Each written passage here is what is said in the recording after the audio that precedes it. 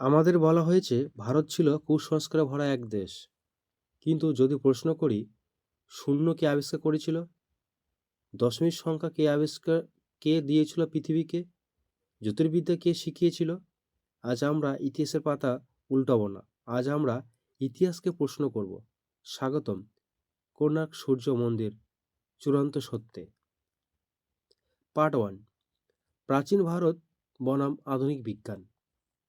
আধুনিক বিজ্ঞান যা গর্ব করে solar observatory, automatic time measurement, magnetic alignment, structure engineering. কিন্তু প্রাচীন ভারত জানত সূর্য ঘড়ি, কোণার্ক হুইলস, সময় বিভাজন, চৌম্বকীয় শক্তি, আর্থ সান জিওমেট্রি।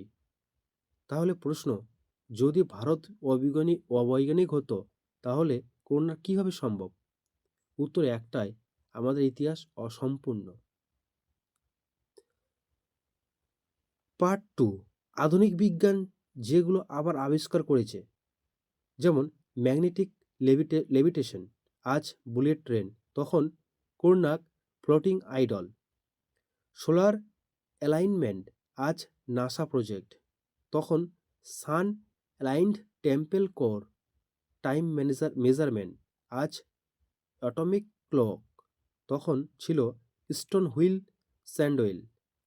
তাহলে প্রশ্ন, এগুলো কোইন্সিডেন্স নাকি ডেলিবারেট ডিজাইন? বিজ্ঞান বলে এত প্রেসিশন কাকতালীয় নয়।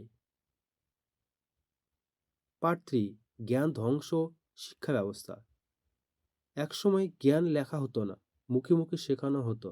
যখন বিশ্ববিদ্যালয় পড়ল, নালন্দা, গুরু হত্যা হলো, গ্রন্থ ধ্বংস হলো, জ্ঞানও হারিয়ে গেল।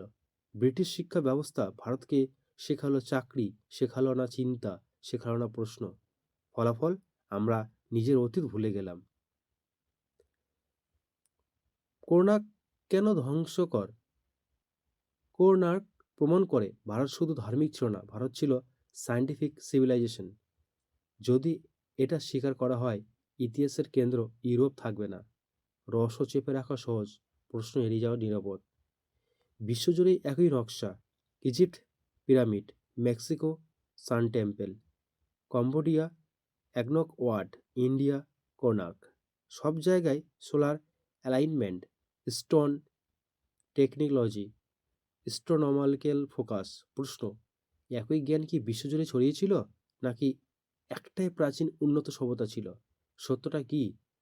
কোণার্ক আমাদের শেখায় ইতিহাস মানে শুধু অতীত নয়, ইতিহাস মানে ক্ষমতা। যে ইতিহাস লিখে সে ভবিষ্যৎ নিয়ন্ত্রণ করে। সূর্য অস্ত যায় কিন্তু প্রশ্ন থেকে যায়, আমরা কি আবার সেই জ্ঞান ফিরিয়ে আনতে পারবো? প্রশ্ন করুন, ইতিহাস জানুন, শীঘ্রই ফিরে যান। যদি এই সিরিজ চোখ খুলে দিয়ে থাকে, সাবস্ক্রাইব করুন, শেয়ার করুন, কারণ সত্য কখনো একা চলতে পারে না।